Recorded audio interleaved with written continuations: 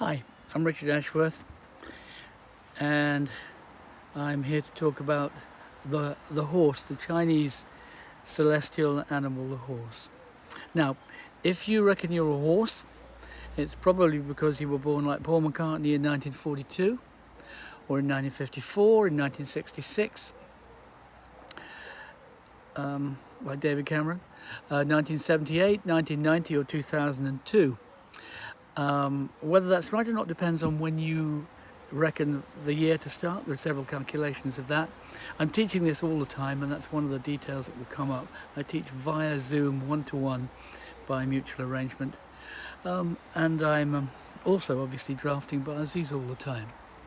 So what does it mean if you were born in one of those years? Well, what it means is that your year pillar, now a pillar is what's called a stem and a branch. The branch of this year, for instance, is a rabbit. The stem is yin water. It's a water rabbit year. Stem and branch, called a pillar because of one character is on top of the other. The stem is very important in Barzi, particularly your day stem, which you'll only be able to find from a Chinese calendar. But as I say, if you were born in a horse year, these horse characteristics will tend to apply to you superficially, physically, immediately, to do with your deepest history, DNA patterns, family patterns, those kinds of things. They may not really describe who you really experience yourself to be, and they may. The year pillar does a lot of heavy lifting. Anyway, if you were born actually in the month of the horse, broadly June, starting about the 6th of June. That would apply to your education, to your more shallow history, to the work situation, to your exes, to your siblings, the family you grew up with, those kinds of things. And your day pillar, which you'd only be able to find from a Chinese calendar, you'd need some help with that, I expect, will tell you more profoundly who you are. Your day branch tends to speak of your true partner, like it or not. The day pillar is personal, and what will describe your soul, if you like. I mean, a well-drafted Barzi is an opportunity to look into someone's soul, and the key to that is the relationship between the day stem and the year pillar. If you're born in the horse hour, 11 a.m. to 1 p.m., then that will tend to relate to your deepest thoughts, deepest dreams, perhaps things you wouldn't even share, but also relates to your hopes, your future, your children, which for many of us as parents are pretty much the same thing. You'll need a Chinese calendar for the day. The rest of those you can work out for yourself. So what is a horse? Well, a horse is yang fire. Fire is about brightness, about visibility, about promotion, celebrity, those kinds of things. So the horse, which is yang fire, which is very fire, big fire if you like, is the charmer, the extrovert, the hunter and the pursuer of the zodiac, and is really caught out despite his high risk strategy. So he's a risk taker as a rule. They tend to be hasty, they tend not to be planners, and of course you have several 4 or 5 pillars in your Bazi. So if you're a horse, this won't describe you exactly. So the horse is said to be one of the sexy ones. This doesn't mean you're not sexy if you're not a horse, or even that you are if you are a horse, because there's a lot more to this. You have choice, and you are a unique individual, and no such description will ever do you full justice. Having said all of that, the horse has an ego, but is better able to laugh at himself than, for instance, the dragon, who's a bit of a stick in the mud. Like I speak as a dragon. Like the dragon, the pig and the rooster, though, they cannot generally work with their own kind. They have what's called the self-clash. So if you think, as a horse, it's a horse year, whoopee, you've kind of misunderstood. Because horses tend to be jealous of other horses, if you like. They want all the space to themselves. They want to dance on the tables, and generally there's only room for one on a table. The typical horse is not a deep thinker. And his ego can lead him to suppose that no one else is either. Brexit mastermind David Cameron, born in the fire horse, may be a good example, and a good example of not looking before he leapt. I think Danny Dyer had the last word on that one. There tends to be a belief in shortage of work in the horse. They think they must be the first to the trough if they are to eat. So they believe there's not going to be enough unless they elbow people out of the way, get there quickly, hurry, all that kind of stuff. So they love to do things quickly, including eating. In romance, the horse, like the rooster, can be what Leonard Cohen called a thin gypsy thief. This means his weakness can be a failure to respect boundaries and property, and in the case of that particular quotation, other people's relationships. Of all the animals, that's a song called Famous Blue Raincoat, which is a banger, by the way. A subtle banger, but a banger just the same. So his weakness can be a failure to respect boundaries. Of all the animals, the horse and rooster are typically the marriage breakers and the home wreckers. So if you are a horse in terms of the year, say you were born in 1978, what we can say about you is these kinds of things, but we can say something similar about your opposite gender parent.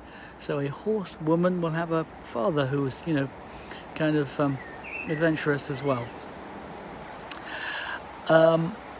And it's not inevitable that you should be a marriage breaker, because we are invested with choice, and we do not have to be run by this stuff. The point of learning it is so as not to be run by it, really. This is not inevitable. If we know this about ourselves, we can make wiser choices, and just because today is a good day to die, it's not necessarily a good day to kill. The qualities of fire include stick and split, and I've been known to bore people considerably talking about how interesting that is, but I'm not going to do that today. Predictably, the horse is often not great at commitment. The yin and yang of this, by the way, is that a self-aware horse is the most constant partner there is. So when we find these issues, they are the themes. Which way they go is a question of choice and other things, context also. Success matters a great deal to the horse. He's not generally subtle. It's the winning, not the taking part, that tends to concern him. Fate can conspire to push someone with the positive aspects of these qualities forward to greatness. So some are born great, some have greatness thrust upon them. Earth host Vladimir Zelensky may be a good example of this. Trained as an actor, his extroversion is employed as leadership, and his need to win harnessed in service to Ukraine. Bless him. Privit. The ever-fiery horse is not keen on water, and especially not on her diametric opposite, the rat. He experiences this element, whether expressed as a rat year, excessive communication, or actual water, as a dampener of enthusiasm. Water slows him down, but it does not halt him. Indeed, it can stimulate them. If ideas are fire, constructive appraisal is water. So if ideas are horse, constructive appraisal may be rat. Always needed, but not always appreciated, especially if disproportionate. Interestingly, the horse's charisma is best expressed either in a team with the other plum flowers, rat, rabbit, and rooster, the pure animals, or in a pair with the sheep. Sheep is his closest ally. They are mutual amulets. So in a horse year, if you go to those shops where they sell the little jade figures, in a horse year, you'll find lots and lots of horses, because the people selling them know that the Westerners are very stupid about this stuff. And since you know that the horse suffers from the self-clash, they don't play well together, you would not buy a horse amulet, but they'll have plenty of sheep ones as well, because the people who actually know how to buy amulets will know that in the horse year, you buy a sheep amulet. And there's a whole study of amulets, which I'm not going to go into now. But you'll often find sheep and horse out and about together, the horse radiating charm, the sheep reflecting it. This is actually a good partnership. The sheep is in awe of the sheer daring of the horse, and the reckless horse may often need grounding, safety, and a short-term loan. Horse places the drinks order for his audience, and the sheep pays the tab. Yeah, so the horse dares to do stuff, and the sheep is desperate to belong, and he's possibly over-respectful, the horse not particularly needing that. The horse will just barge in, the sheep tends not to. In the Beatles, 1942 horse Paul McCartney was the PR man, the horse, but the corresponding lung-suffering sheep was George, not John or Ringo, who were both willful metal dragons. And if you watch the movie, the Let It Be movie, the Peter Jackson thing with all the dialogue, you can see that maybe that's the key to their breakup. And perhaps we can all let Linda and Yoko off the hook now. The horse's home team, all of whom have fire in common, is with the tiger and the dog. That's their Samhain, three harmony. These are the hunters of the zodiac. The tiger kills, the horse chases, the dog guards. This support system is most likely to bring the horse rewards. On his own, he's prone to burn brightly and extinguish early. He'll have a good time now. The horse finds the ox hard work. The horse and the ox are what's called a harm. There's metal hidden in the ox which the horse can turn to its advantage, but the ox's preferences often seem humdrum. And the horse doesn't like the ox because actually the horse doesn't like the rat and takes it out on the ox. It's a kind of proxy fight called a harm. The horse has visual, imaginative and intellectual gifts, but few horses value them enough to put them to good use. So many of the words we use about the virtue of work illustrate the unwillingness of the horse to stick at things. Harness, yoke, saddle, blinker, etc., which is kind of surprising maybe and illustrative, indicative. Again, the yin and yang is that a horse once committed never quits. Think boxer in Animal Farm.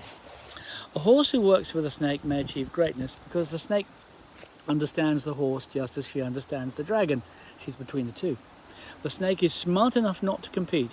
In many ways, the snake is the perfect partner, but it's more likely the snake will recognize this than that the horse will. The snake suffers in the short term and the horse in the long. Racing, partying, playing, the danger is burnout. The challenge for horses far and wide is to defer gratification long enough that there remains a future. Horse will always have lots of great ideas, many of which are totally impractical, which is why the relationship between the fire of the horse and the water of the rat, and the relationship between fire and water generally is a healthy one. It's a question of proportion.